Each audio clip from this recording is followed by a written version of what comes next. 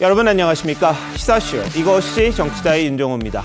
윤석열 대통령실이 메시지 관리에 들어갔습니다.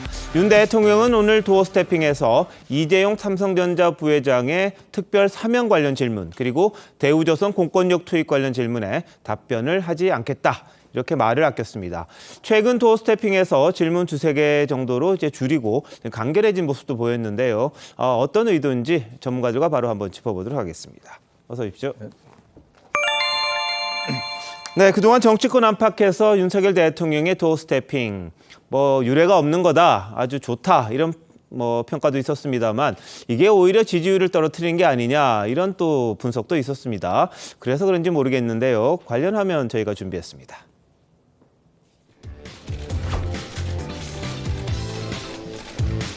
위층에도 다 입주했어요? 네. 책상도 다 마련하고. 자, 많이 도와주십시오. 이 정도로 도어 스태핑 하시는 건 좀 어떠세요? 물어봐요.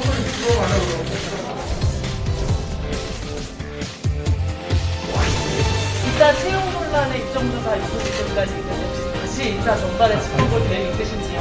다른 말씀 또 없으세요?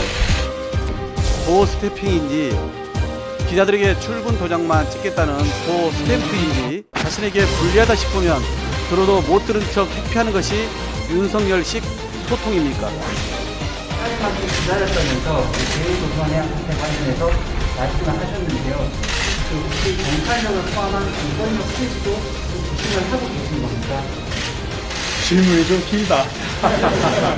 짧게 해주시면 좋겠는데 거기에 대해서 더 답변 안 할게요. 이재용 부회장 사면 요청을 하는데 그 하는 게 있으신가요? 그런 거에 대해서 일절 언급하지 않는 것이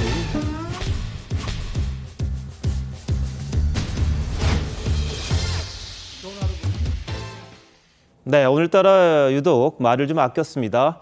도어 스태핑에 대해서 긍정적인 평가가 더 많았던 것이 사실인데 현실적으로는 이게 윤 대통령에게 별로 도움이 안 됐던 것 아니냐 이런 해석 때문인 것 같기도 합니다.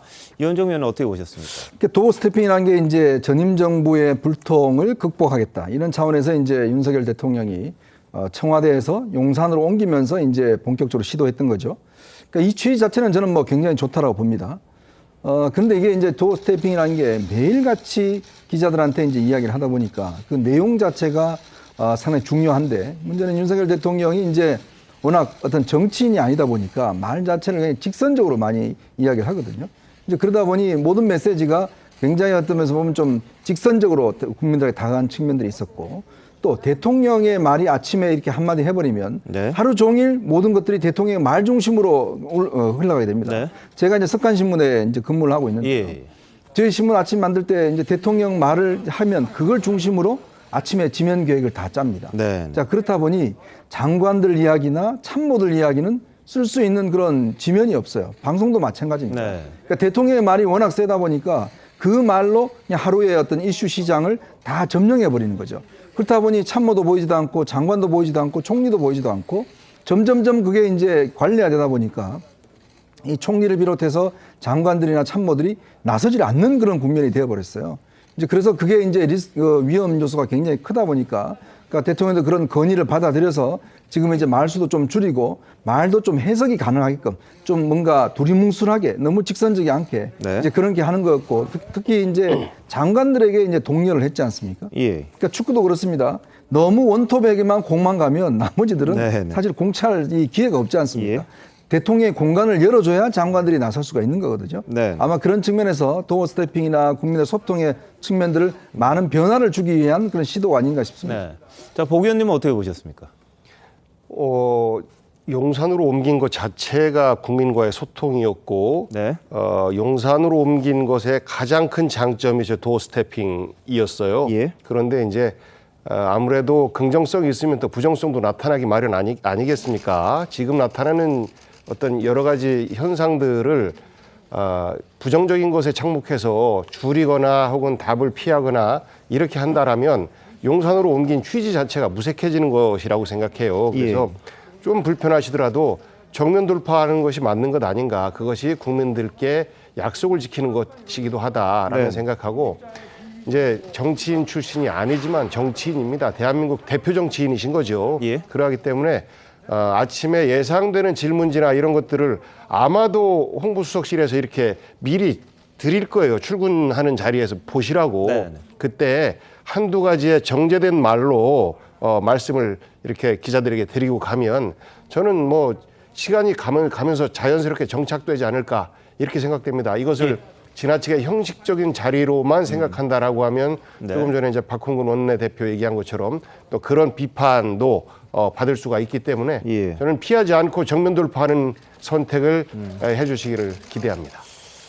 자, 정해찬 본부장 어떻게 보세요? 뭐 아침에 출근할 때 뭔가 이렇게 자료 같은 게 들어갑니까? 어떻습니까? 일단은 어느 정도 준비를 참모진들이 열심히 하겠죠. 예. 하지만 그때그때 현안이라는 것이 다르게 발생하기 때문에 꼭 정해진 그대로의 질문이 나오고 이 참모들이 준 대로 답변을 하는 것이 아니라 윤석열 대통령이 즉석에서 기자들의 질문에 바로바로 반응하는 것이 이제까지의 어떤 주된 모습이었던 것 같고요. 저는 이 도어 스태핑이라는 우리나라 역사상 최초로 있게 된 개혁이 사실 좀 과소평가당하고 있는 것 아니냐는 아쉬움을 많이 느낍니다. 우리가 이전 대통령이나 또 그 전 대통령을 봐도 1년에 한두 번 대통령의 육성을 직접 듣고 현안에 대한 생각을 들을 기회가 참 없었거든요. 네. 그러다 보니까 취재하려고 해도 또 청와대라는 공간 특성상 춘추관이 이 집무실과 떨어져 있다 보니 대통령은 고사하고 대통령실의 참모들과도 기자들이 만나는 게 상당히 어려웠습니다. 근데 지금 용산으로 이전하게 되면서 대통령을 매일 출근길에 볼 수 있고 또 대통령실 참모들과 기자들이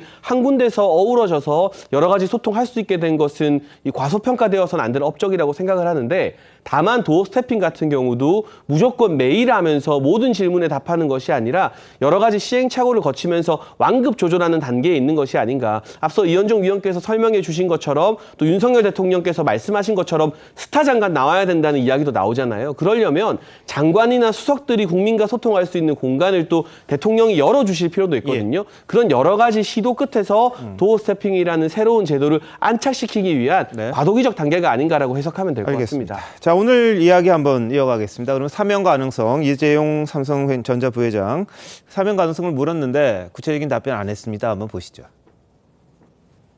지금 굉장히 어렵다 보니까 대개에서 이재용 부회장 사면 요청을 하는데 그 사면 계획이 있으신가요? 과거부터 사면 문제에 대해서는 사전에 어떤 범위로 한다든지 그런 거에 대해서 일절 언급하지 않는 것이 원칙이었습니다. 네, 근데 뭐 첫 사면 상당히 크게 할 거다 이런 관측들은 나와 있습니다. 그리고 뭐 법무부가 최근 전국 검찰청에 사면 복권 가명 대상자 선정과 관련한 공문을 보냈다 이런 이야기도 나왔습니다. 근데 관심 있는 건 뭐 이명박 전 대통령, 이재용 삼성전자 부회장, 김경수 전 경남지사 이런 분들이 있을 거고요. 또 몇몇 분, 재계 신동빈 롯데그룹 회장이라든지 또 몇 분이 계시죠. 이런 분들이 과연 할 것이냐 안 할 것이냐 이런 건데 자, 어떻게 보세요, 정미영 최고위원님은?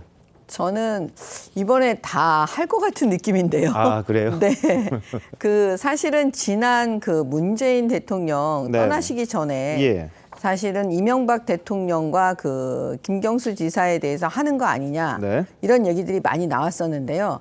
저는 그때 사실 김경수 지사에 대해서는 국민 여론이 네. 이제 판결이 확정된 지 얼마 되지 않은 상태에서 그렇게 하는 게 과연 국민 눈높이에 맞을까 했었어요. 네. 근데 역시 아마 그 부담이 되게 컸었던 것 같습니다. 왜냐하면 문재인 대통령 입장에서 이명박 대통령만 딱 하고 김경수 지사를 안 하고 가는 것도 네. 여러 가지 말들이 많을 테니까요. 그런 상태에서 지금 윤석열 대통령에게 다시 한번 그 여러 가지 질문지들이 지금 놓여 있는 상황인데요. 예.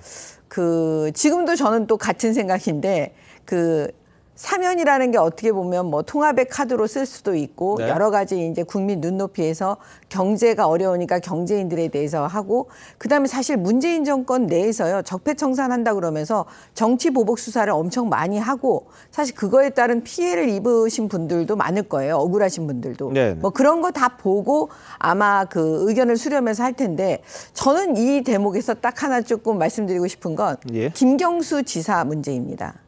김경수 지사에 대해서 과연 통합이라는 의미로 사면해 주는 게 맞는 것인지 그거는 만약에 그렇게 되면 앞으로 선거법 위반한 정치인들 더군다나 그 대통령의 측근들에 대해서는 그럼 앞으로 다 사면해줘야 되는 것이 아닌지 예. 뭐 이런 여러 가지 일들이 있기 때문에요. 네. 그런 부분까지 아마 검토해서 되지 않을까 봅니다. 네.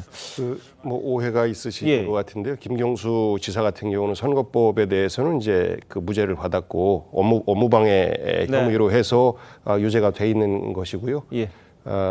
저는 시각을 그렇게 봤으면 좋겠어요. 선거 관련된 그 행위에 대한 공평하게 네. 서로 여야를 바라보는 좀 따뜻함이 있었으면 좋겠다. 내 편은 사면해주고 상대방은 문제가 있으니까 안 되고라고 하면 저는 이 8.15 대규모 특별 사면 자체가 국민 통합이라는 그 목적을 향해서 이 작용돼야 되는 것인데 만약에 그렇지 않고 우리 쪽만 사면해 주세요라고 요청을 한다면 저는 이 본래 목적과 취지 자체가 많이 훼손되지 않겠습니까? 네, 알겠습니다.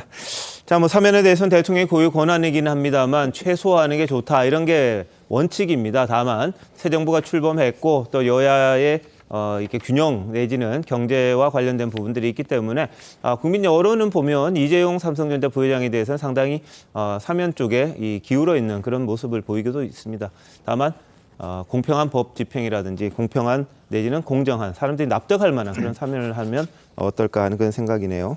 윤석열 대통령은 또 각 부처 장관들을 향해서는요 다양한 당부와 요구사항도 전달을 하고 있다고 합니다. 한번 보시죠.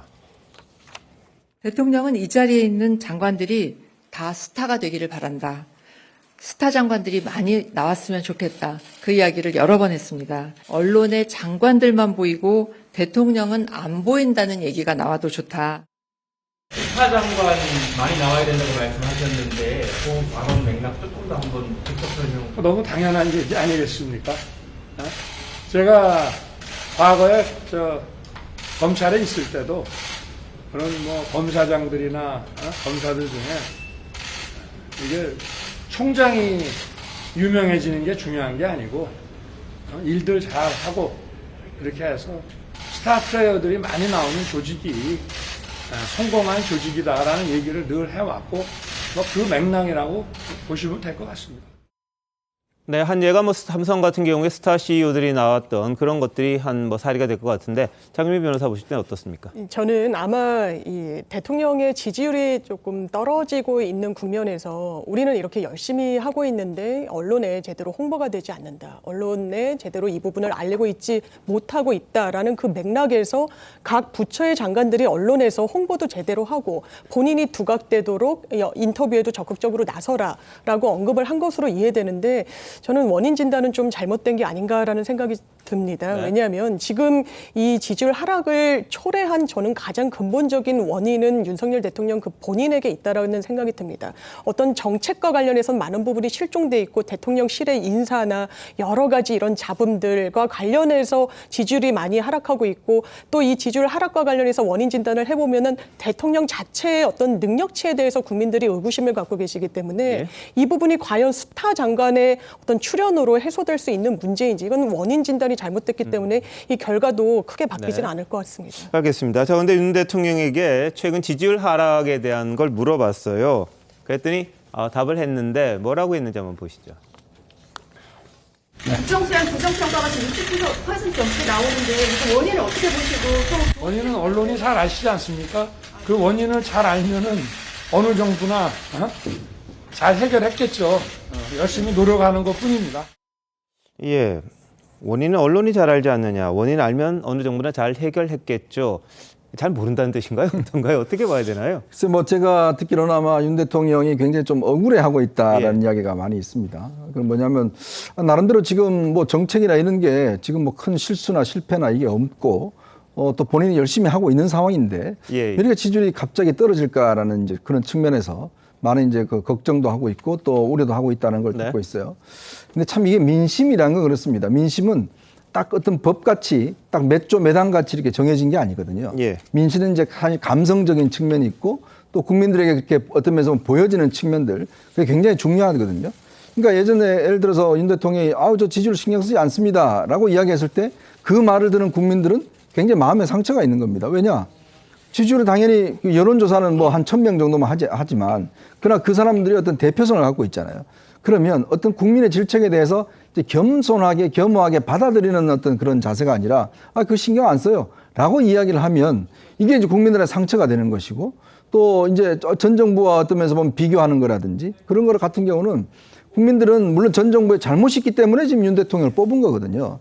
그러면 윤 대통령이 뭔가 이제 잘해주기를 바라는 것인데 이제 그런 것들이 이제 어떤 그 국민들에게 다가가는 측면이 너무 좀 이게 어떤 면에서 보면 좀 국민들의 민심을 잘 보듬지 못하는 게 아니냐 이런 측면이 있는 거죠. 네네. 제가 볼 때는 지금 같은 경우는 전 세계적으로 지금 경제가 너무 좋지 않기 때문에 우리도 마찬가지입니다. 다들 지금 이 근저에는 경제 상황이 좋지 않은 겁니다. 그러니까 정권이 바뀌었는데 나의 자산 가치가 떨어지고 내 힘들어지고 지금 더 은행에다 더 갚아야 되고 이런 어려움들이 있는 거예요. 그런데 그걸 정부가 딱 하루 만에 해결될 수는 없습니다. 그런데 그런 어려움을 이해하고 공감하고 다독이고 격려하고 그래서 희망이 있다라고 희망을 주고 이런 과정이 중요하거든요. 그러니까 뭔가 자꾸 성과를 내려고 하기보다는 실질적으로 그런 국민들의 감성에 다가가서 국민과 함께하고 있다. 우리 정부 열심히 하고 있다. 이런 모습을 보여줘야 되는데 아까 님도 지적한 것처럼 본인은 매일 이 도어 스태핑으로 이야기를 한다고 하지만 저도 솔직히 장관들 이름 모르겠습니다.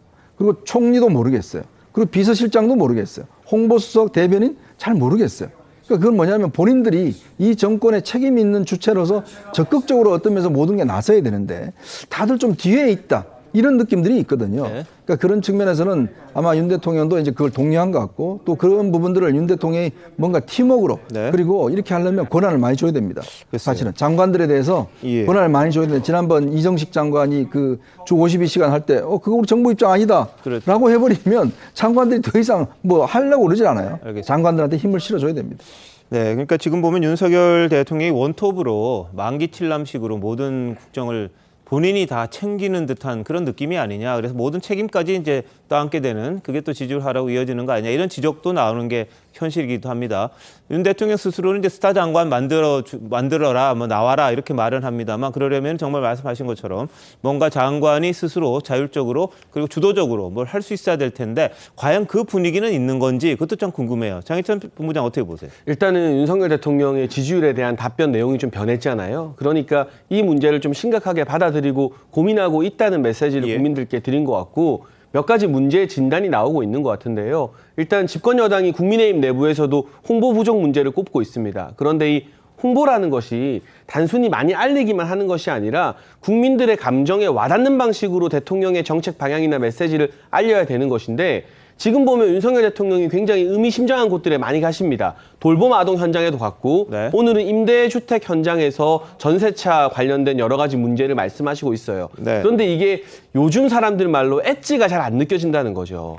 하나하나 굉장히 의미 있는 행보이고 그곳에서 굉장히 국민의 어떤 심금을 울릴 수 있는 메시지가 나올 법한 장소인데 그냥 그곳에 가셨다. 그리고 가서 뭐 어린아이들한테 할아버지는 김치찌개 좋아한다. 이 정도 메시지가 아니라 정말 이 아이들 사각지대에 있는 돌봄 아동들이나 그 아이들에게 치근한 마음을 가지고 있는 국민들의 마음을 울릴 수 있는 그 엣지 있는 메시지를 고민하고 참모들이 그 메시지를 딱 국민들께 선물해 드려야 되는 것인데 가시기는 많이 가시고 정말 열심히 하시는데 그 한 방이 계속해서 부족하다라는 지적이 안에서 끊임없이 나오고 있는 것 같고요. 그래서 현재까지 대통령실에 공석으로 되어 있는 홍보기획비서관실의 자리가 조금 크게 느껴지는 건 아닌가 싶기도 하고 그리고 두 번째로 짚자면 윤석열 대통령께서 참모들 뒤에 숨지 않겠다고 말씀하셨습니다.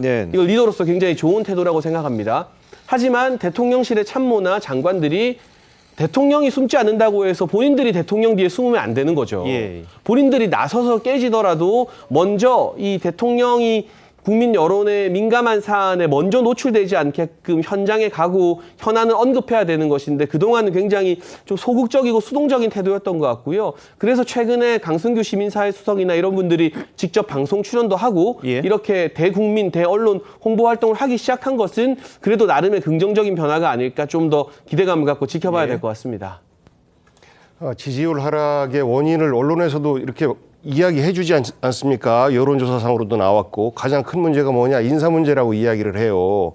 뭐 장차관 인사 문제부터 시작해서 청와대 검찰 특수통 관련된 분들 중심으로 짜여져 있고 그리고 최근에는 뭐 일부 실무자이긴 합니다만 사적 채용, 뭐 지인 측근 채용 뭐 이런 의혹들도 현재 불거지고 있기 때문에 현재 초창기에 가장 큰 문제로 지적받는 부분이 바로 인사를 공정하게 하지 못한다. 네. 공정을 이야기했던 분이 공정하지 않다라는 네. 것이 하나의 큰 문제이고, 또 하나는 지금 이제 2달이 조금 더 지났는데 2달 가운데서요 절반을 서해 공무원 피격 사건과 또 이번에 이제 북송 사건, 이런 부분, 그러니까 우리 국민들이 지금 굉장히 어렵고 우리가 그 무역수지 적자가 계속 진행되고 있고 경제가 어려운데 우리 삶과는 무관한 국는 분열을 사실 대통령실에서 앞장서서 제기하고 있는 듯한 이런 느낌을 준단 말이죠. 그러다 보니까 새로운 대통령이 나서서 그동안에 우리가 분열된 상처들을 치유해야 될 텐데 예.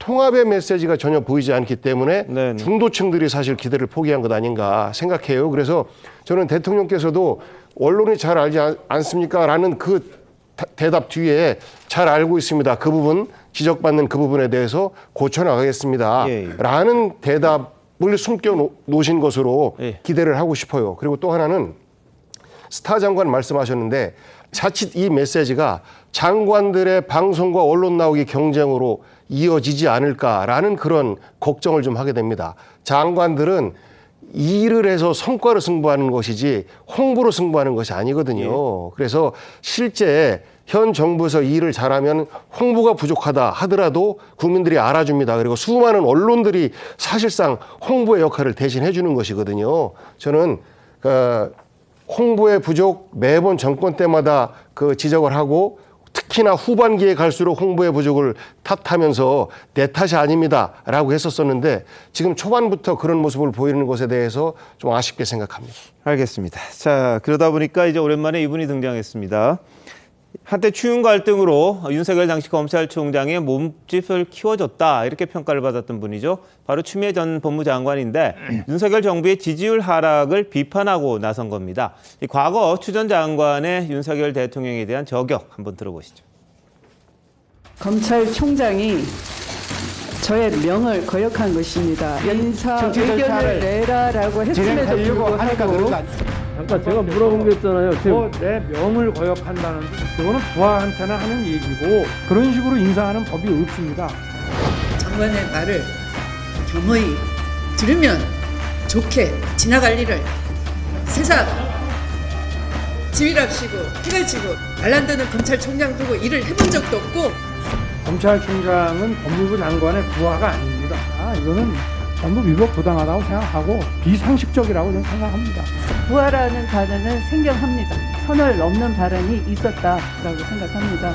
검찰총장을 지휘합니다. 매우 심각하고 중대하여 불가피하게 검찰총장에 대한 징계를 청구하고 이렇게 업무에 빨리 복귀할 수 있도록 신속한 결정을 내려주신 사법부에 감사드립니다. 언론이 이제 그 추미애가 나오면 윤석열을 키운다라는 그런 그 조금 우스꽝스러운 프레임을 씌웠기 때문에 한마디로 꼼 잡는 매가 두렵다. 제가 꼼 잡는 매다. 추미애한테 술 한잔 사야지. 많은 분들이 저렇게 생각하는데 저도 뭐 크게 반대하지는 않습니다. 한동안 추윤 갈등이 윤석열 대통령의 몸집을 키워줬고 정치적으로 도약하게 만들었다. 뭐 이런 해석들도 있었습니다. 분석도 있었는데요. 추 전 장관이 참 오랜만에 SNS에 글을 올렸는데 이렇게 썼습니다. 똑똑한 검찰 정부가 될 줄 알고 뽑은 국민으로서는 부패한 검찰 깐부 정부라니 아주 부하가 날만하다. 그러니 지지율이 떨어지는 거다. 이렇게 이야기를 했고 또 블룸버그 통신을 인용해서 한국에 대해서 채무 불이행 가능한 국가로 보고 있다. 이런 글까지 올렸어요. 코로나 때도 무역 흑자였는데 14년 만에 무역 수지 적자 국가로 뒤집어졌다. 이런 평가를 했습니다. 자, 정명채 의원님 어떻게 보셨습니까? 제가 이 화면을 다시 보면서 생각을 했는데요. 추미애 전 장관이 본인에 대한 이 판단 이게 상식적으로 되고 있지 않다는 걸 다시 한번 느끼네요. 왜냐하면 사실 추미애 장관이 우리 국민들 눈높이에서는 윤석열 대통령 당선시키는데 거의 1등 공신이다 이렇게 생각을 하고 있거든요. 그런데 본인은 우스꽝스러운 프레임을 씌웠다 이렇게 지금 생각하고 있잖아요. 그러니까 아직 자신에 대한 이 판단이 제대로 되고 있지 않구나 그런 생각이 드는데 제가 놀랬던 게 뭐냐면 우리 국민들 정말 대단하신 게요.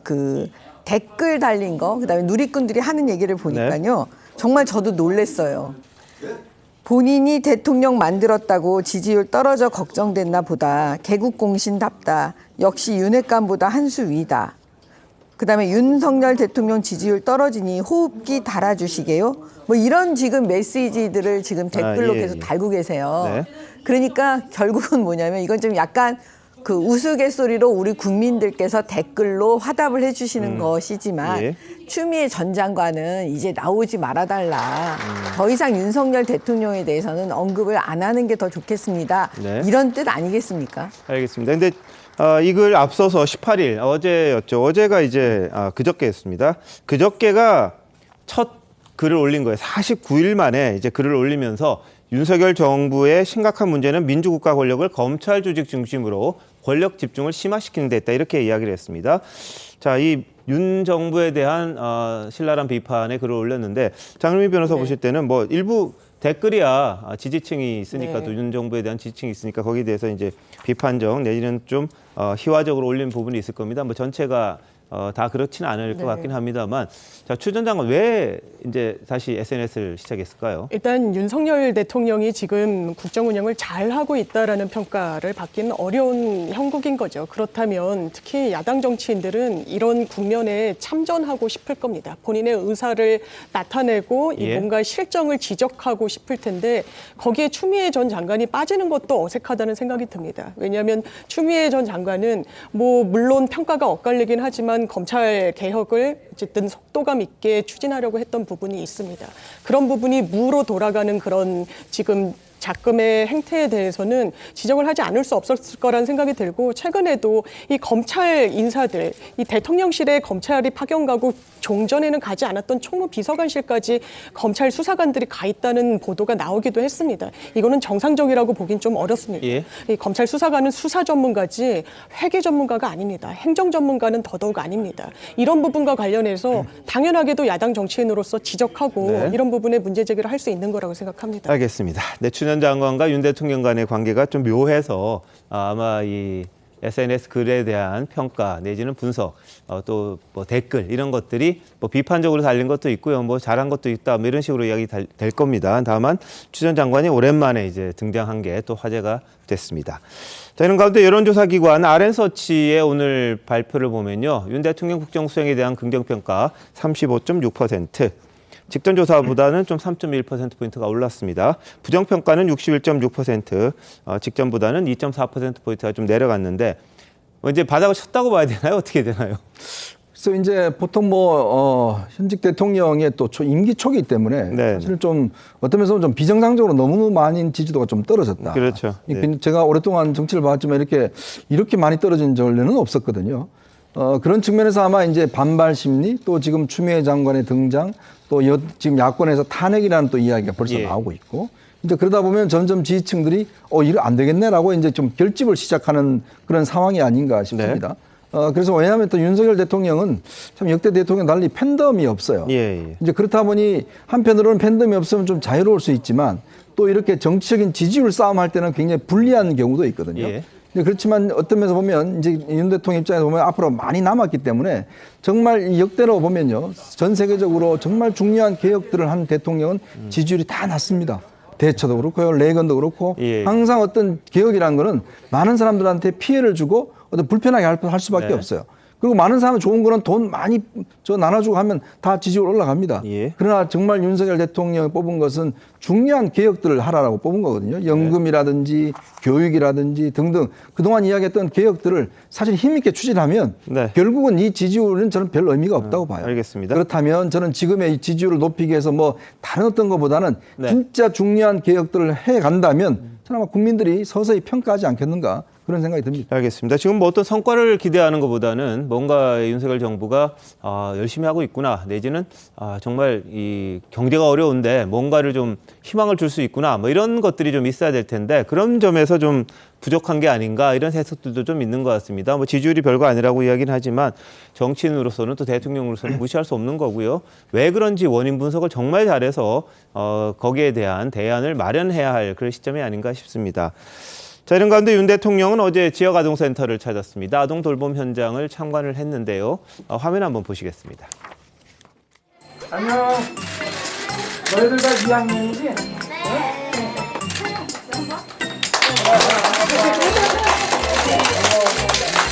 이름이 뭐예요? 할아버지? 윤석열. 네. 강아지 키우세요? 강아지 키우지. 근데 강아지 이름 뭐예요? 강아지가 네. 4마리 있어가지고 이름이 토리, 토리? 나리, 나래, 네. 써니 이렇게 4마리. 어떤 음식이 좋아요? 음식? 네네. 할아버지는 뭐 다 잘 먹어. 근데 김치찌개를 좋아하지. 나도 김치. 아, 그래? 햄버거나 피자 이런 거 좋아하지 않고? 아니요. 그리고 제일 좋아하는 건 뭐 주황색, 하늘색 이런 게 좋아. 저도 얼마나 유명해요? 너 할아버지 알아? 사진에서 봤어?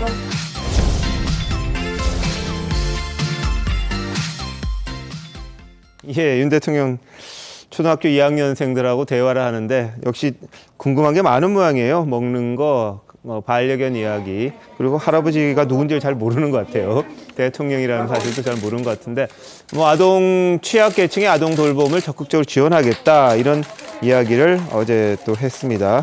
말로만이 아니라 실천하는 정책이 또 기대되는 그런 상황인데 한번 지켜봐야 되겠죠? 어떻게 보셨습니까?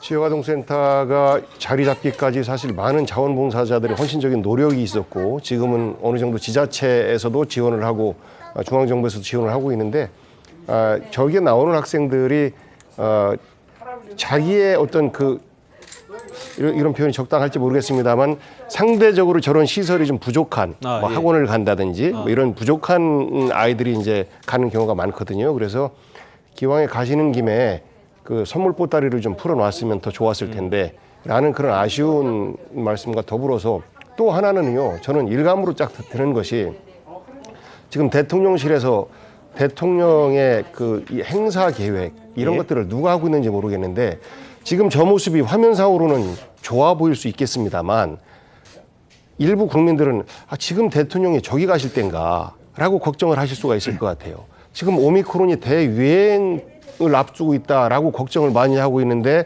저렇게 대통령께서 현장 방문을 하시고 아이들과 대하는 모습 이것은 우리가 일상 방역하고도 영 상반되는 저런 행보들이시거든요. 예. 그리고 경제적으로도 되게 어려운 상황인데 네. 대통령이 저기 가는 것은 사실 좀 한가한 행보처럼 보입니다.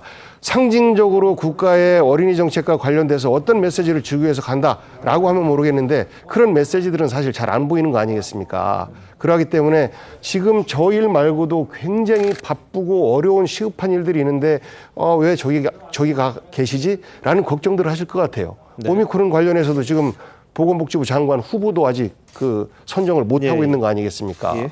그래서 저런 일정 물론 좋아요. 그런데 선후를 좀 따져가면서 일정 계획을 짰으면 하는 충고를 좀 드리고 싶어요. 저 윤석열 대통령이요. 아동 돌봄센터 아니라 어디를 가도 지금 민주당은 이런 방식으로 계속 공격을 해요. 그렇기 때문에 우리가 들을 때 그게 이게 정상적인 공격 포인트라고 생각이 들지는 않습니다. 알겠습니다. 뭐 판단하실 겁니다. 예, 뭐 시청자 여러분들 아실 텐데 지금 뭐 이것만 하는 건 아니겠죠. 뭐 경제장관들 또 회의도 하고 뭐 대책도 세우고 오늘도 뭐 다른 대책도 내놓고 이런 게 있습니다만 국민들 눈에 어떻게 비춰질지 모르겠는데 하여튼 복지도 중요하고요. 요즘 경제 상황 어려운 데 대해서 적절한 대책을 시급히 마련해야 많은 국민들의 불안 좀 덜지 않을까 싶기도 합니다. 자, 이런 가운데 오늘 국회 교섭단체 대표 연설에 나선 박홍근 민주당 원내대표가 박근혜 전 대통령의 탄핵 사례를 거론하면서 대통령 권력의 사유화, 반드시 대가를 치르게 된다. 이렇게 경고를 했습니다. 보시죠. 박근혜 정부 청와대의 문고리 3인방에 빗대 윤석열 정부 대통령실은 이른바 검찰 출신 문고리 육상시에 의해 장악되었다는 비판이 제기되고 있습니다. 박근혜 정부 시절 청와대의 공적 시스템을 무력화시킨 비선실세 최순실의 국정농단은 헌정사상 초유의 대통령 탄핵으로 이어졌습니다. 경고합니다. 대통령의 권력의 사유화는 반드시 대가를 치르게 됩니다.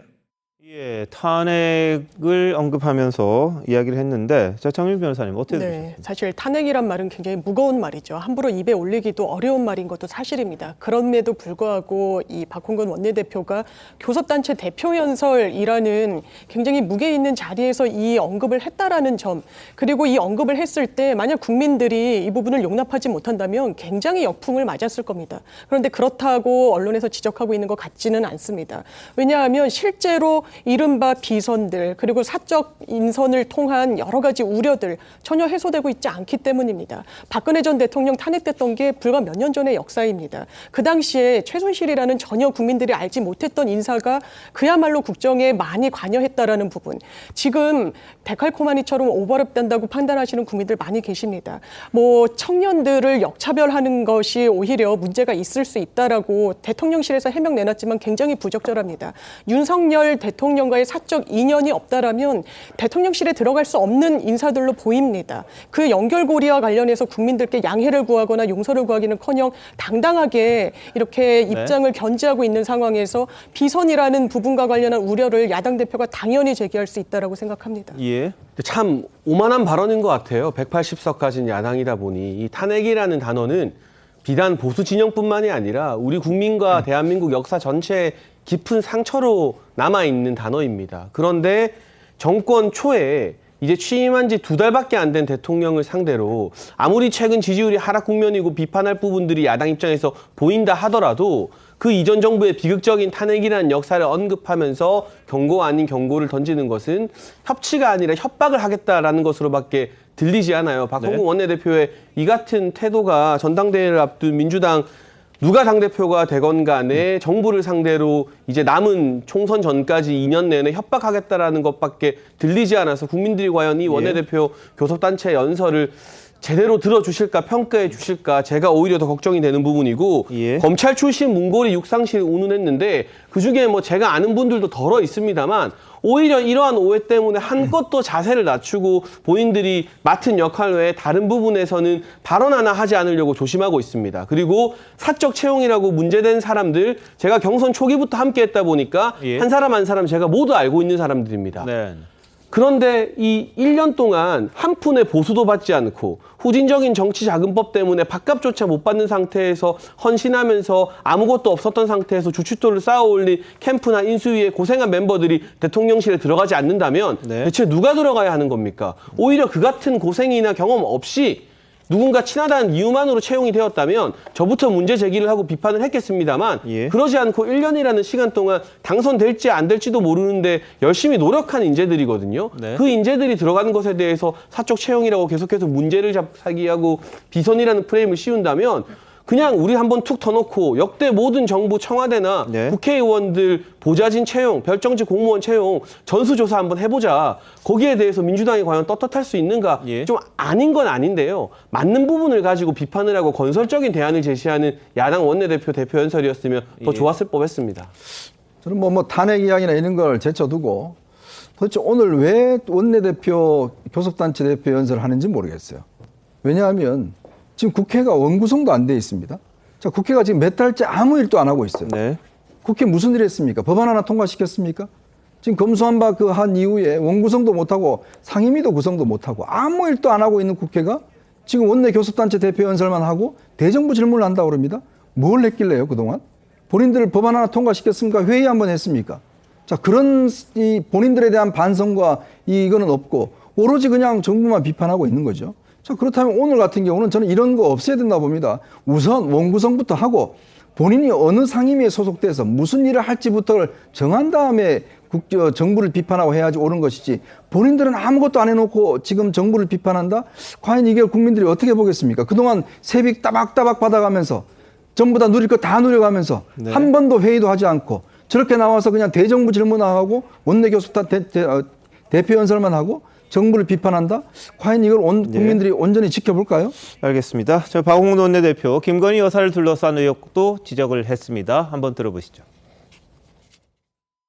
김건희 여사와 관련된 논란과 국민의 우려에 윤석열 대통령은 귀를 기울여야 합니다. 조용히 내조만 하겠다던 대통령의 부인이 대통령도 어쩌지 못하는 권력의 실세라는 말까지 나와서야 되겠습니까? 네, 임기 초반에 이제 대통령 부인이 권력 실세다 이런 말까지 등장을 했습니다. 국회 대표 연설인데요. 자, 복 의원님 어떻게 보셨어요? 김건희 여사께서 나오실 때 언론에서 뭐 패션을 비롯해서 여러 가지의 칭찬을 많이 하셨는데 결국은 나토 순방 때 김건희 여사와 윤석열 대통령과 친한 그 지인이 가면서 오히려 지지율 역풍을 불러일으킨 것 아닌가라는 생각을 해요. 그리고 전 그 부분에 대해서는 만약에 김건희 여사가 관여돼 있다라고 하면 반성하고 좀 비판받아 마땅하다라고 생각합니다. 그리고 그 부분에 대해서 아직 대통령실에서 반성과 사과가 보이지 않아요. 문제없다라는 태도로 일관하고 있습니다. 네. 그러하기 때문에 실질적으로 권력자가 김건희 여사 아닌가, 그렇기 때문에 사과조차도 못하고 있는 것 아닌가라는 어떤 의혹, 걱정을 이야기하는 것이고요. 사적 채용 논란과 관련해서 그렇습니다. 선거 때 가까운 지인들이 고생 많이 합니다. 가족들 굉장히 고생 많이 합니다. 그런데요, 그분들을 보좌관, 비서관으로 채용하지 않습니다. 국회의원으로 치면 그 보좌관, 비서관인 것이고 똑같이 대통령실도 그런 역할을 하는 것인데 선거 때 공을 세운 사람들이 한둘이겠습니까? 국민의힘에 있는 많은 당직자들도 대통령실에서 근무하고 싶을 것이고 국민의힘 의원 소속의 많은 보좌진들도 노력을 굉장히 많이 했을 텐데 그분들도 대통령실에서 근무하고 싶을 거예요. 그런데 대통령과 인연이 없거나 권성동 의원과 장제원 의원과 혹은 김건희 여사와 인연이 없으면 못 간다라고 하면 얼마나 상심이 크겠습니까? 가까운 사람들은요, 설령 당신 아들 똑똑하니까 보내줘, 고생 많이 했으니까 같이 근무하게 보내줘라고 제안을 하더라도 그것을 사양하는 게 그게 미덕이고 당연히 정치적 도유입니다. 그러하기 때문에 사적 채용 논란이 이루어지는 것이고 여기에 대해서 권성동 대표는 당당하게 난 7급 요구했는데 9급밖에 안 해줬어. 월급도 얼마 없는데 어떻게 서울에서 살까. 이렇게 민심과 영 어긋나는 말씀들을 하시기 때문에 국민들로부터의 비판을 받는 것이고요.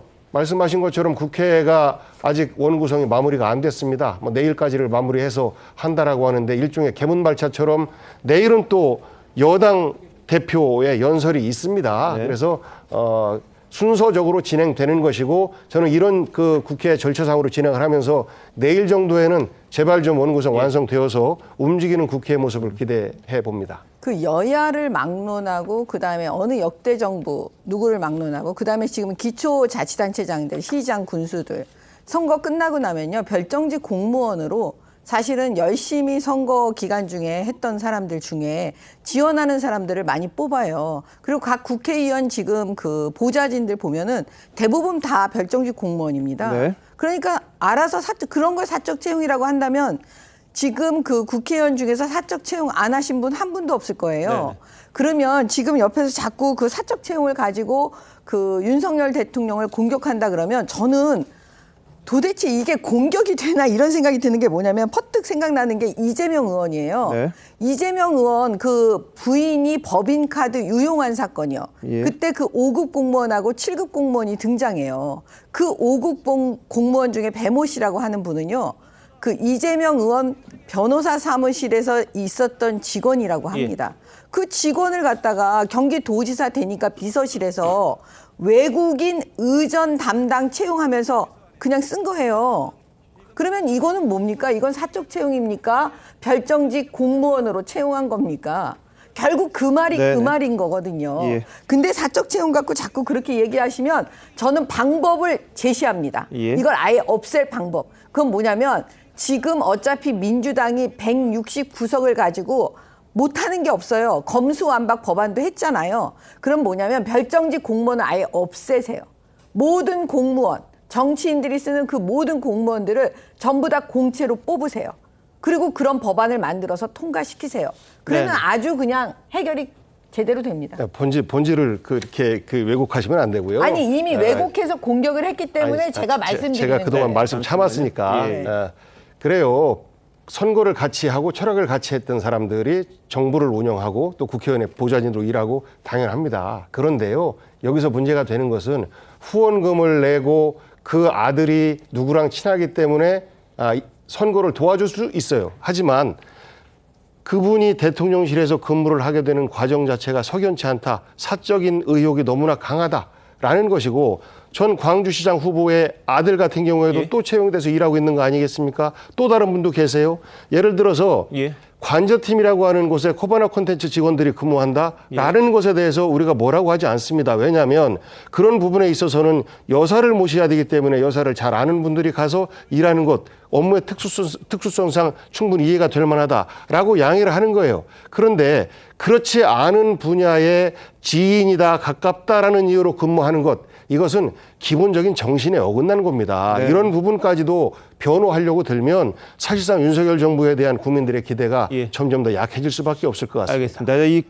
논점이 아마 그럴 거예요. 그 사람이 능력 있냐 없느냐라는 부분일 겁니다. 과연 지연, 학연, 아니면 뭐 지인 이런 것 때문에만 채용이 됐을 것이냐, 아니면 그 사람들이 정말 윤석열 대통령 같은 경우에는 정치 경험이 없기 때문에 처음 시작할 때 뭐 아는 사람들끼리 하나의 캠프를 꾸리고 거기서 하나하나 쌓아서 지금 대통령실까지 갔느냐, 거기에 대한 판단이 좀 남아있을 것 같아요. 돈 뭐 후원했다고 그래서 시켜줬다 그러면 안 되겠죠. 자, 장희찬 본부장, 겪어본 이야기 한번 해주시죠. 이 민주당에서 문제 제기하는 분들 중에 회계 담당했던 분이 선임 행정관으로 발령이 났고, 나머지는 5급, 또 6급, 9급 행정관과 행정요원들입니다. 제가 적어도 개인적으로 지켜본 바 1년 동안 그분들이 이 선거 캠프에서 또 인수위에서 공헌한 바 그 능력이 안 된다라고 말하기는 힘들 것 같아요.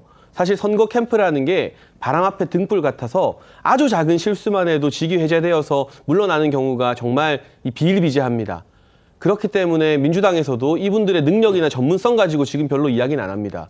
오히려 사적 채용에 문제가 된다 하는 경우는 뭐냐면, 채용 그 자체보다는 채용된 사람들이 어떤 업무를 하느냐에 대해서 우리가 공정한가를 지켜봐야 되는데, 세금 받는 공무원으로 채용돼서 법규에도 나와 있지 않고 근거도 없는 이 도지사 배우자의 이 전담 업무, 수행 업무만 하고 초밥 사나르고 백숙 나르고 이런 업무만 2년, 4년 내내 해서 경찰이 지금 그 월급 전액을 다 베이맥스로 넣지 않았습니까? 이재명 의원 같은 경우는 그런 분이 멀쩡히 또 야당 당대표 하겠다고 나오는 판국이고, 서영거 의원 이번에 최고위원 출마하시는 것 같은데 국회 보좌진의 아예 가족들 다 채용시켜서 문제가 많이 되었었잖아요. 그거는 뭐 6촌이나 8촌이 아니라 아예 친인척, 4촌 이내의 친인척들을 다 채용시킨 분이 또 야당 이제 최고위원 하시겠다고 나옵니다. 그러니까 이런 식으로 피장파장의 논리로 서로 비판하기 시작하면 이 별정직 채용에 대해서는 민주당이 국민 앞에서 목소리를 제기할 자격 자체가 없어요. 다만 이번에 채용된 분들이 그 업무를 계속 정상적으로 잘 수행하느냐, 아니면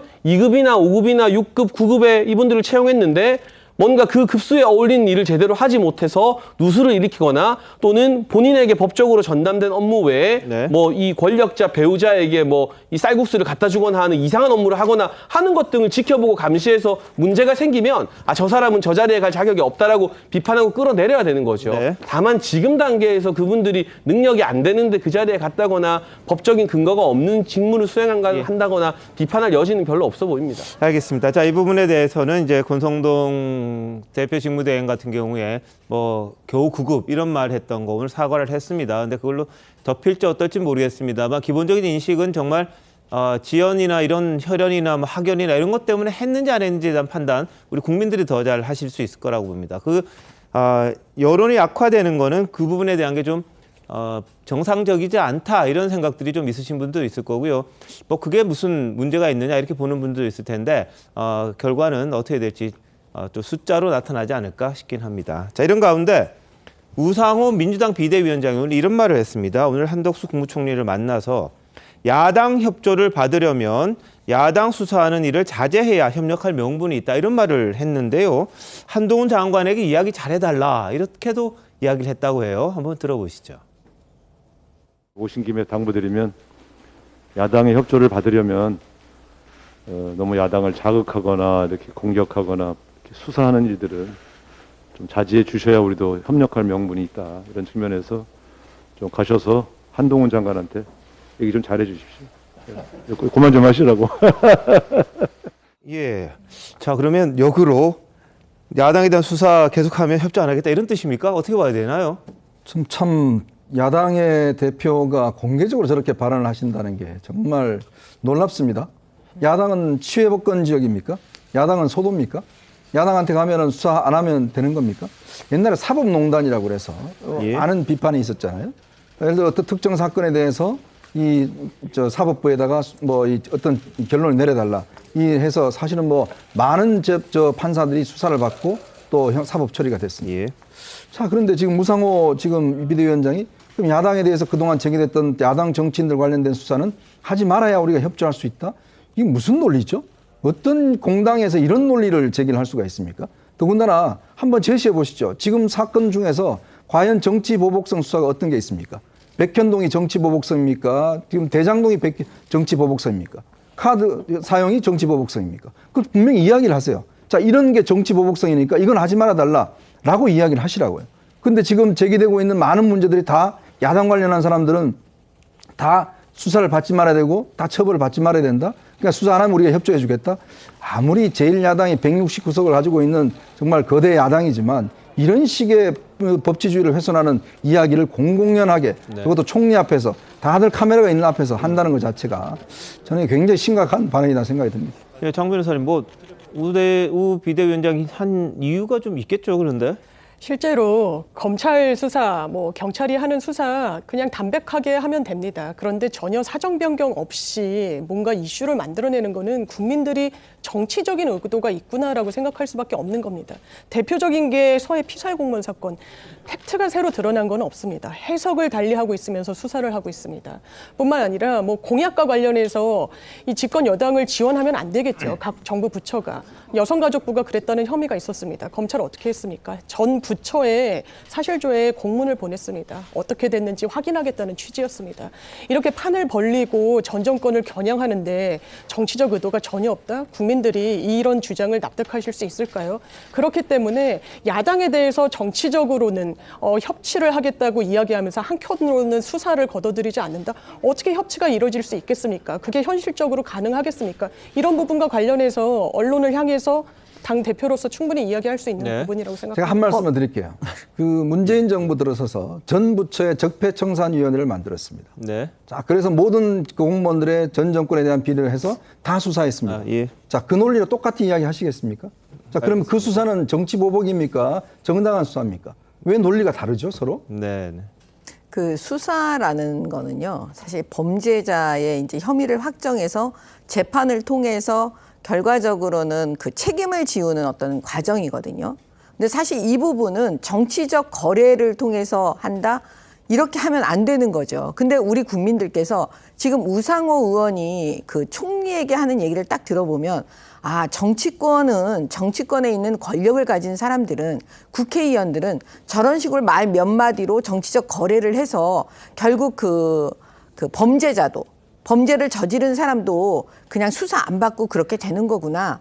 이렇게 생각하실 수 있는 거잖아요. 그래서 우상호 의원의 저 말에 대해서 너무 불편하고 저는 어떻게 국회의원이 저런 얘기를 할 수 있을까. 이런 말이 일단 딱 생각이 들어요. 그 문재인 정부 때는 탄핵당한 전 정권에 대한 수사, 그 적폐, 이것이 정권 발이 아니라 국민 발이었습니다. 이것을 똑같이 비교하는 것은 좀 문제가 있다라고 보고요. 우상호 대표가 위원장이 저 말을 한 부분은 야당 좀 봐주세요라는 게 아니지 않습니까? 일종의 비아냥이라고 봐요. 조롱이기도 하고 총리에게 그렇게 전임 정권에 대한 수사를 노골적으로 하고 감사원을 통해서 컴퓨터 포렌식까지 하면서 현재 감사를 진행하고 있고 이런 것들도 일상적인 감사다라고 또 이야기를 하고 있고 이런 것에 대해서 여야가 협조를 하려면 서로 협조할 자세를 가져야 될 것 아니냐 그러면서 실제 힘을 한동훈 장관이 갖고 있으니까 얘기 좀 해주세요라고 하는 것은 국민들을 대신한 일종의 조롱이었습니다. 저것을 그대로 봐주세요라는 청탁성 말로 해석할 사람이 어디가 있겠습니까? 알겠습니다. 자, 국민 앞에서 조롱을 합니까 지금? 조롱이라고 얘기하면 저는 그렇게 생각합니다. 기가 막히네요. 그거는요 국회의원이 기본적으로 해서는 안 되는 거예요. 누구에게든 조롱을 하면 안 돼요. 그럼 나중에 국민들께도 조롱하는 거예요. 저의 생각이니까요. 네, 알겠습니다. 자, 복 의원님 말씀하신 거는 이제 약간 희화해서 이 총리에게 그런 거 좀 하지 말아라 이렇게 경고성 발언이라고 느껴진 것 같고요. 자, 이현종 의원 기가 막힌다는 부분은 개인적인 생각으로. 네, 개인적인 생각입니다. 네, 이 부분에 대해서는 결과가 증명을 하지 않을까 싶습니다. 지금 하는 수사들이 여러 가지가 많고 서로 고소고발 워낙 많이 들어갔는데 그걸 수사를 안 할 수도 없는 방안이 있을 겁니다. 안 해도 또 뭐 증부익이 되겠고 이러지 않겠습니까? 하여튼 결과로 정말 뭐 이렇게 억지로 만드는 게 아니라 있는 그대로 밝혀내면 그 자체로서 이제 국민들이 평가하지 않으실까 싶습니다. 자, 이 강제 북송 관련입니다. 문재인 정부 시절에 있었던 탈북 어민의 북송 사건 여러 가지 의문들 계속해서 제기가 되고 있습니다. 특히 문재인 정부에서요. 합동신문 조사 그리고 송환 절차 이런 데 대해서 말한 부분이 있는데 거짓말 의혹이 일고 있습니다. 먼저 강제 북송 사건의 합동신문 조사와 관련해서 그동안 문재인 정부는 사흘간 충분히 조사했다 이렇게 이야기를 했었죠. 먼저 들어보시죠. 이렇게 3일 만에 우리 이런 사람이 있으니까 너희들 받을래? 그 부분에 대한 의구심이 든다는 것입니다. 3일 정도면은 사실은 충분히 자세한 내용의 진술을 확보할 수 있는 다른 사례와 비교해 봤을 때요. 그렇게 생각이 듭니다. 합동 정보 조사서의 그 전체 조사 보고서를 봤습니까? 다 보지 못했습니다. 정확하게 안 보고 대충 이렇게 대응을 합니까? 아닙니다. 하여튼 쟁점을 최대한 자, 중앙 합동 정보 조사 있었습니까? 없었습니까? 정해진 통상적으로 하는 방법. 정해진 절차를 처음부터까지 한 것으로 중앙 합동 북한이 우리한테 그런 요구를 한 적 없고요. 조사가 끝나고 나서 아니 이거는 그때 조사도 안 되고 이틀 정도 후에 바로 했는데 당시에 조사를 했죠. 중앙합신에서 두 사람이 오자마자 분리해서 조사하지 않았습니까? 두 사람의 진술이 시간과 내용이 정확히 일치한 모든 자백을 다 한 겁니다. 네, 지금 대충 저희들이 종합해 보면 당시 합동신문조사 한 사흘 정도 한 걸로 알려져 있습니다. 보도들이 그렇게 나갔는데 어제 TV조선이 단독 보도한 내용 보면요. 실제 조사는 단 하루뿐이었다. 왜냐? 어민 납포한 게 2019년 11월 2일이었고요. 다음 날인 3일에 북한 어민들이 이게 자필로 귀순 요양서도 작성했고 동료 선원 살해했다 이렇게도 털어놨다는 내용이 있었습니다. 그런데 국정원이 추가 현장 조사 없이 그 다음 날인 4일 오전에 북한 통일전선부에 내일 판문점에서 만나자 이렇게 통지문을 보냈다는 겁니다. 추가 현장 조사 없이 하루 만에 그러니까 사실상 북송을 하겠다는 게 결정됐다 이런 내용입니다. 이건 고발장, 그러니까 서훈정 국정원장을 상대로 국정원이 고발한 그 고발장을 TV조선에 입수해서 보도한 내용인데요. 자, 이거 어떻게 보십니까, 이현종 의원? 그러니까 이게 지금 조사가 우리가 보통 합심조라고 그래서 네. 북한에서 이제 오시는 분들 같은 경우는 이제 조사를 하는데 특히 이제 귀순 의향이 없는 분들 같은 경우에 그냥 올라가겠다라고 하는 분들한테는 조사가 굉장히 짧게 합니다. 왜냐하면 이제 기초적인 사항들 또 북한에 대한 정보들 우리가 또 수집을 해야 되기 때문에요. 나름대로 조사를 합니다. 어디에서 왔고 또 그 지역이 어떤 곳인지 등등에 대해서 이제 합심조가 조사를 해서 그 정보를 우리가 데이터화하고 있거든요. 근데 보통 이제 귀순하겠다는 분들 같은 경우는 꽤 오래 조사를 합니다. 왜냐하면 혹시 이제 그 위장 귀순 아닌가 또 이게 간첩의 여지가 있는 것인지 그래서 여러 가지 조사를 하게 됩니다. 특히 이 사람들 같은 경우는 지금 16명을 살해했다고 하기 때문에 그거에 대한 진술뿐만 아니라 증거 조사도 해야 될 거 아니겠습니까? 예를 들어서 뭐 그다음에 거짓말 탐지기 조사도 해야 될 것이고 등등의 조사를 해야 되는데 단 하루 조사를 하고 나서 이 사람은 16명을 죽인 흉악범이기 때문에 송환하겠다. 라고 결정했다는 게 앞뒤가 안 맞다는 것이죠. 알겠습니다. 자, 그 말씀하셨으니까요. 당시 자백을 한 탈북어민 2명에 대해서 거짓말 탐지기 조사가 없었다. 이 부분에 대해 탈북민 동지회에서는 있을 수 없는 일이다. 이런 주장도 했습니다. 한번 보시죠. 탈북 어부들이 북에서 살인을 하고 저지르고 왔다는 자백을 했으면은 살인에 대한 그들의 자백에 대해서 진정성을 확인하기 위해서라도 거짓말 탐지기를 필수적으로 조사를 해야 되는 부분이 빠졌다는 것은 정말 있을 수 없는 일이라고 봅니다.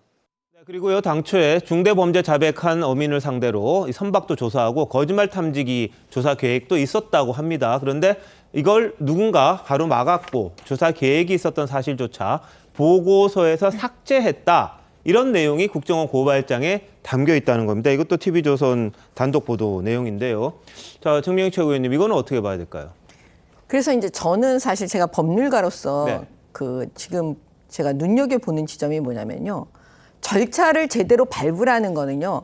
그 안에 속이지 말라는 얘기거든요. 근데 지금 절차를 계속 밟지 않는 여러 가지 정황들이 나오고 있고 그다음에 은폐하려고 했던 거 그다음에 뭐 이 안대를 씌우면서 결과적으로는 속인 거잖아요. 그 네. 탈북 어민들을. 이런 과정을 보면 결과적으로 뭐냐면 혹시라도 이 살해 누명을 씌우고 이들을 그 북으로 보내서 죽게 만든 게 문재인 정권이라면 과연 그 책임은 누가 질 거냐. 예. 이게 지금 핵심입니다. 왜냐하면 지금 정의용 전 실장이요.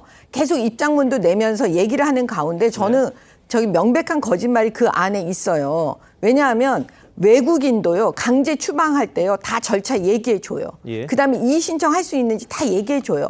나중에 재판받을 수 있는 것까지 다 얘기해 줘요.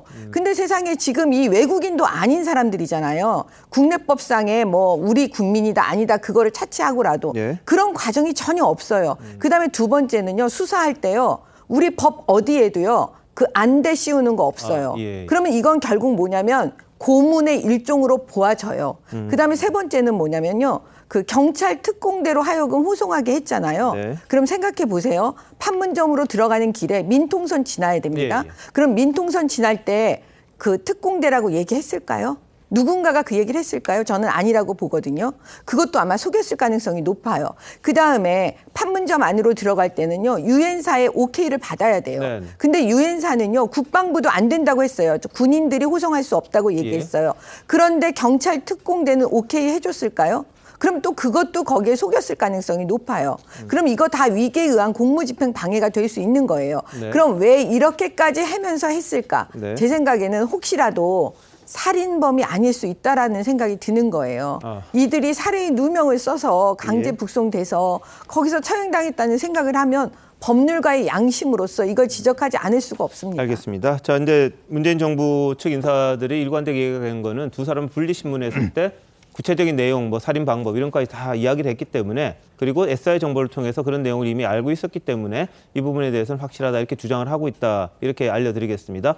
자, 정미 변호사님 법적인 문제 뭐가 있을까요? 사실 안대라는 것은 그 수형자와 관련된 법률 규정을 보면 8가지로 사용할 수 있는 계구, 그러니까 뭐 자해 등을 막기 위한 보호 장비는 딱 법정되어 있습니다. 그렇기 때문에 법조계 일각에서는 뭐 전쟁포로라고 하더라도 안대를 씌우지는 않는다라는 이야기가 나오는데 공개된 영상을 보면 어쨌든 안대를 착용하고 있다라는 점 적절하다고 판단되기는 좀 어렵고요. 예. 이게 뭐 행정상 즉시 강제 사안이라 영장주의에 뭐 위배가 된다, 반하는 거라 예외적인 사유다라고 하지만 이런 경우는 뭐 범죄 현장을 급습한달지 영장이 없는데 바로 이 증거도 보존하고 이 피의자들, 범죄 혐의자들도 이 잡아야 되는 경우에 예외적으로 허용을 하는 거라서 예. 이런 절차적인 부분에 대해서는 당연히 문제 제기가 있을 수 있고 예. 다만 이런 부분이 있기 때문에 이게 사실 북송 자체가 잘못됐다라고까지 가는 것은 논리적 비약이라는 생각이 들고 일부 탈북자분들께서 제기하고 있는 거짓말 탐지기와 관련해서 네. 아마 일반 국민분들께서는 수사에서 거짓말 탐지기의 어떤 기능이 상당히 높다라고 판단하실 수 있지만 실제로 저희가 소송을 해보면 그렇지가 않습니다. 예.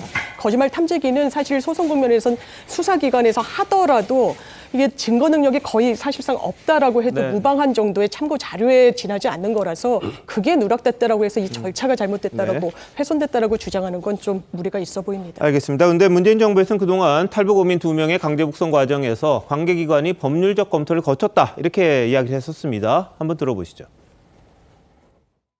관계기관에서 뭐 법률적인 검토도 했고 북한 이탈 주민법에 해당되는 법률에 대해서도 충분히 검토를 했고 또 그동안에 유사하게 처리했던 사례들을 고려를 해서 최종적으로 북한 이탈 주민법 9조 1항 2호에 의하면은 북한 주민은 보호하고 비보호 이 두 대상으로 구분할 수 있게 되어 있죠. 그렇습니다. 보호. 이 경우는 무엇에 해당됩니까? 기준 의사의 진정성을 수용한 경우부터 북한 이탈 주민에 해당됩니다. 그러면 다시 묻겠습니다. 북한 주민은 우리 국민입니까 아닙니까? 헌법상. 헌법상 잠재적 국민입니다. 자, 그렇지만 잠재적 우리 외국인 아니지 않습니까? 외국인이 아니면 출입국 관리법상의 추방은 이 사람들한테 해당이 되지 않습니다. 고문 방지 협약에 가입해 놓고도 동법 제3조 1항을 어기고 고문이 뻔히 예상되는 북한으로 강제 북송했습니다. 어떻게 생각하십니까?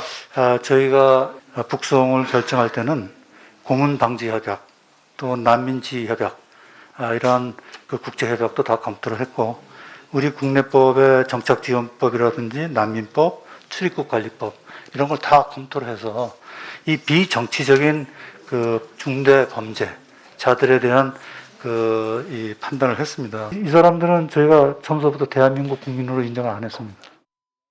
자, 헌법상에는 대한민국 국민으로 인정이 돼야 될 텐데 이 정의용 실장은 처음부터 인정 안 했다 이렇게 이야기를 했습니다. 그런데 법적 검토를 거쳤다 그랬거든요. 그런데 태영호 의원실에서 탈북 어민 북송 과정에 법무부가 관여한 사실이 없다 이런 답변서를 밝혔습니다. 그래서 잠시 논란이 일었는데요. 다만 법무부에서 공식 입장을 오늘 내놨어요. 뭐라고 그랬냐면 2019년 11월 7일 정오쯤 청와대로부터 탈북 선언 북송과 관련된 법리 검토를 요청받았다. 이게 바로 보내기 3시간 전이에요. 법무부에게 3시간 전에 법리적으로 좀 알아봐라. 이거 검토를 요청을 했다는 건데 거기에 대해서 강제 송환은 법적 근거 부존재하고 또 논란을 야기할 수 있다. 이런 내용으로 검토했다. 또 이렇게 밝혔어요. 그러니까 강제 송환할 수 있는 근거가 없다는 취지로 이야기를 한 건데 이게 법무부의 법리 요청을 3시간 전에 했는데 이게 청와대까지 들어갔는지 안 들어갔는지 그 부분은 확인이 안 됩니다. 다만 3시간 전에 법무부에게 법리 요청을 했는데 지금 답변들을 보면 다 검토를 했다고 지금 이야기를 하잖아요. 근데 그게 그럼 과연 법 해석을 누가 하느냐. 장희찬 본부장. 대한민국에서 법리를 해석하려면 누구한테 이야기해야 되는 법제처나 뭐 이런 데다 해야 되는 거죠. 그러니까 어쨌든 정부 부처에서는 또 법무부나 이 법무부 산하 기관의 유권 해석을 요청할 수 있죠. 네. 그런데 지금 이 태영호 의원이 문제를 제기하고 여러 언론이 취재하고 법무부에서 공식 입장을 정리해 준 바 북한에서 이 탈북한 어민들 이 두 사람을 저렇게 눈을 가리고 포승줄로 꽁꽁 묶어서 강제로 자해행위를 하는데도 불구하고 야야야 거리면서 잡은 다음에 북송시키기 고작 3시간 전에 법무부에 요청했다는 거 아니겠습니까? 그러면 지금 영상에 나온 정의용 전 안보실장이나 김현철 전 통일부 장관이 아주 자랑스럽고 당당하게 말하는 우리 법리 해석 다 했다. 이거 북한 이탈 주민법에 문제 없고 우리가 가입한 UN 고문 방지 협약 등에도 위배되지 않는다고 말한 법리적 해석의 근거 법무부가 송환하기 3시간 전에 한 거는 아니겠죠. 왜냐하면 법무부는 부정적이다. 논란이 야기된다. 법적인 근거가 없다고 했으니까요. 그럼 이제 정의용 전 실장이나 김현철 전 장관이 국민들 앞에 진실을 밝혀야 됩니다. 거짓말을 한 것인지 아니면 법무부 외에 법무부는 부정적이라고 했지만 그보다 더 공신력 있는 정부 부처나 조직이 있는 것인지. 만약 법무부에서 부정 의견을 3시간 전에 냈는데 본인들이 알고 있는 개인적인 변호사나 법조인들에게 물어보고 이 유권 해석 받았다고 말하면 그거야말로 비선에게 의뢰해서 법적인 해석을 받은 것이 되기 때문에 문제가 더 커질 수 있고요. 결정적으로 2020년대 요즘 세상에 어느 민주주의 법치 국가에서 사람을 포승줄로 묶고 안대를 가린 다음에 저렇게 군사 분계선으로 넘겨버립니까? 이거는 정말 사람이 아닌 동물에게도 안 할 행동 아니겠습니까? 이러한 말도 안 되는 극악한 이송 과정에서도 절차적 법적인 문제가 없는지에 대해서 법리 해석을 받았어야 되는데 고작 3시간 전에 법무부에 요청한 걸 보면 그 부분에 법적 검토를 받았을 일이 없어 보입니다. 자, 복 의원님 어떻게 보세요? 당시에 법무비서관이 부장판사 출신이 법무비서관으로 있었습니다. 그래서 청와대 내에서 법률가들이 있기 때문에 그 검토와 더불어서 관계부처의 의견을 당연히 듣고 추진을 했을 것으로 추측이 되고요. 그 해에 2019년도에 1,094명의 탈북민이 있었다고 합니다. 다 받아준 거죠, 대한민국에서. 그런데 왜 저 두 분만 안 받았을까요? 왜 저 두 분을 저렇게 보냈을까요? 아무 죄도 없고 북에서 살인도 안 한 사람인데 왜 보냈을까요? 의혹 제기를 하시는 분들은 그 물음에 대해서 근본적인 답을 주셔야 돼요. 없지 않습니까? 정권에서 말씀하시고 하시죠. 이분들이 이미 앵커 말씀하신 것처럼 SI를 통해서 무려 며칠을 북에서 도망 다니고 그 과정에서 감청을 하고 이미 살인자인 것이 확인이 됐고 본인들도 분리신문을 통해서 각각 살인을 인정했고 그러하기 때문에 이런 흉포한 자들을 대한민국에서 놔둘 이유가 없다라고 해서 강제 북송을 한 것이고 포승줄로 묶고 안대를 가린 것은 경찰 특공대가 이런 흉포한 자들이기 때문에 자해와 소동의 위험이 있기 때문에 불가피하게 경찰 인원을 동원해서 한 것이고요. 적십자 동원이라고 하는 것은 자발적인 북으로 가겠다라는 의사를 밝힌 분들은 적십자가 가지만 이분들에 대해서는 그런 특별한 사정이 존재를 했다라는 것을 좀 이해를 해 주셨으면 좋겠고 이명박 정부 때부터 문재인 정부 때까지 약 130여 건의 북송이 있었습니다. 그 북송 과정 속에서 다양한 요건들이 있을 텐데 약 3일 내지 5일의 시간 정도밖에 안 걸렸어요. 이런 것들에 대해서 총체적으로 이해를 해가면서 의혹 제기를 했으면 하는 생각입니다. 자, 근데 그 부분에 대해서는요. 안대 씌우고 포승줄 한 거는 경찰 특공대가 아니다고 본인들이 또 이야기를 한 게 있습니다. 증언을 그 전에 이미 그렇게 돼 있었다는 거고, 그건 정말 안대 가렸다는 거는 뭐 테러리스트 정도 뭐 그런 사람들한테 하는 건데 뭐 그 사람들 그 정도 될지는 모르겠습니다. 그리고 뭐 살인했다 안 했다에 무슨 확인 여부는 저희들은 모릅니다. 다만 정부에서 그렇게 확인을 했다고 말하는 정도고 실제에 대해서는 아직까지 저희들이 확실하게 뭐 단정 짓기는 어렵지 않겠느냐 그런 생각이 좀 듭니다. 그런데 통일부가 공개한 탈북어민 2명의 강제 북송 영상 두고 여러 말 나옵니다. 뭐 군사 분계선 앞에 주저앉고 머리도 찢고 그래 장면이 좀 보였었죠. 근데 과거에 북으로 스스로 돌아가겠다던 사람들 그렇게 하지 않았습니다. 한번 보시죠.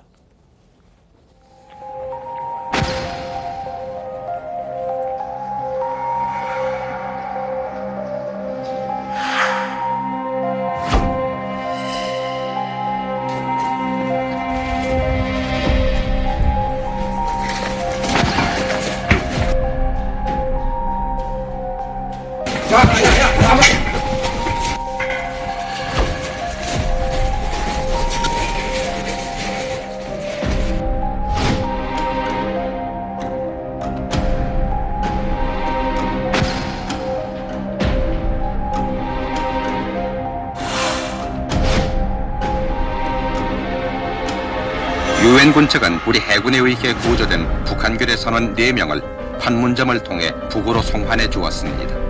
송환된 직후에 옷을 벗어던지는 등 난동을 부렸습니다.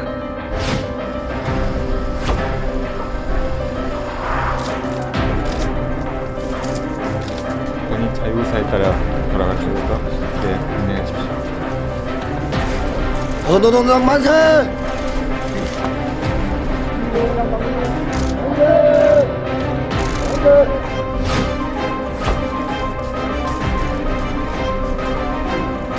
본인 자유의사에 고향으로 들어가는 건 맞습니까? 맞습니다. 나 더불어 가고 싶어요. 네, 들어가십시오.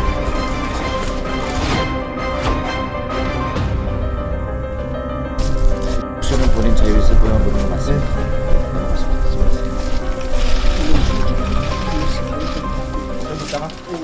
다르죠?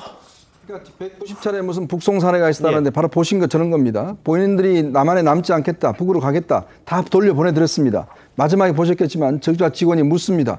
북한의 본인의 뜻에 따라 가는 게 맞습니까? 네, 돌려보내드립니다. 다 갔어요. 딱 이 사례만 그것도 묻지도 않았습니다. 그리고 이 사람들이 한국에 남겠다고 그랬습니다. 딱 왜 이 사례만 이야기했을까? 윤건영 의원이 그렇게 자꾸 이야기를 해요. 다 돌려보냈다라고 이야기를 하는데 그거는 가겠다는 분들 다 돌려보낸 겁니다. 알겠습니다. 이 진실 여부 제대로 좀 밝혀야 하지 않냐 이런 생각들 계속 듭니다. 잠시만요.